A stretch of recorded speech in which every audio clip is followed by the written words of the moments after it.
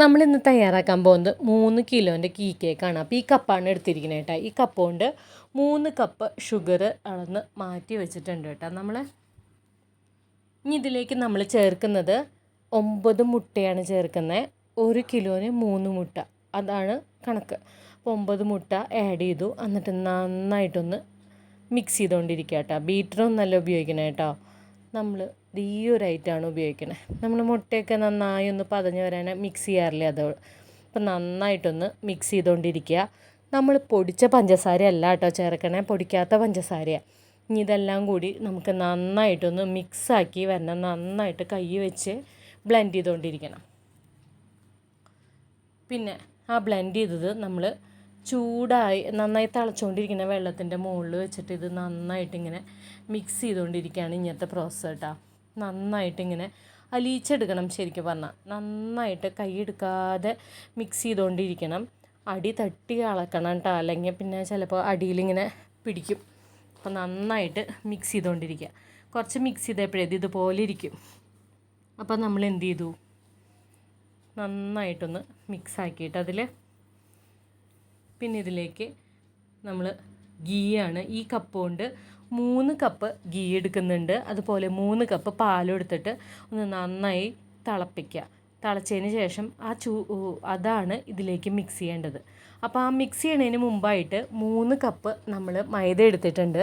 അതിലേക്ക് 3 ടീസ്പൂൺ നമ്മുടെ ബേക്കിംഗ് പൗഡറും 1/2 സ്പൂൺ ഉപ്പും കൂടി നന്നായിട്ട് അരിച്ചിട്ട് ഇതിലേക്ക് ചേർക്കുക ചെയ്യണം. അതായത് നമ്മൾ ആദ്യം മുട്ടയും പഞ്ചസാരയും യോജിപ്പിച്ചില്ലേ, അതിലേക്ക് കുറച്ച് കുറച്ചായിട്ടിട്ട് നമ്മൾ നന്നായിട്ടൊന്ന് മിക്സ് ചെയ്ത് എടുക്കുകയാണ് ചെയ്യണത് കേട്ടോ.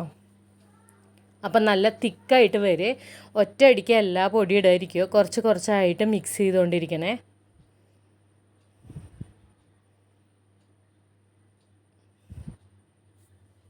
ഞാനൊരു 3 ടൈംസ് ആയിട്ടാണ് അത് ഇട്ടിരിക്കുന്നത് കേട്ടോ. പൊടി 3 or 4 ടൈംസ് ആയിട്ട്, അതൊന്ന് 3-4 തവണയായിട്ട് കുറച്ച് കുറച്ചായിട്ട് ഇട്ടിട്ട് നന്നായിട്ടൊന്ന് ബീറ്റ് ചെയ്ത് കൊടുക്കുകയാണ് ചെയ്യണേട്ട്. ഇത്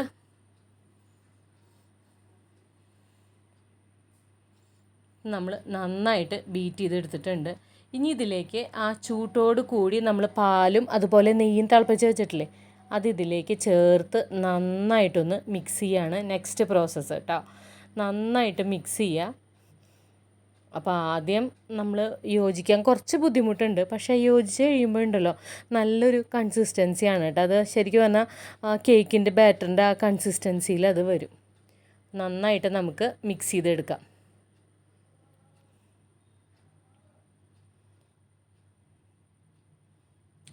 കുറച്ച് കുറച്ച് നന്നായി മിക്സ് ചെയ്തിട്ട് എല്ലാം മിക്സായി വന്നിട്ടുണ്ട്.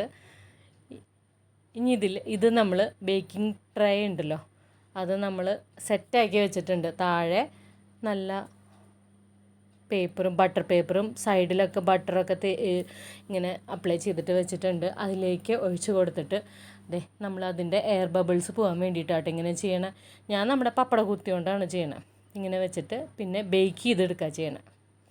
ബേക്ക് ചെയ്ത് കഴിഞ്ഞപ്പോൾ ഞാൻ അപ്പം തന്നെ എടുക്കാൻ മറന്നുപോയി. പീസാക്കിയതിന് ശേഷമാണ് ഞാൻ എടുത്തത്.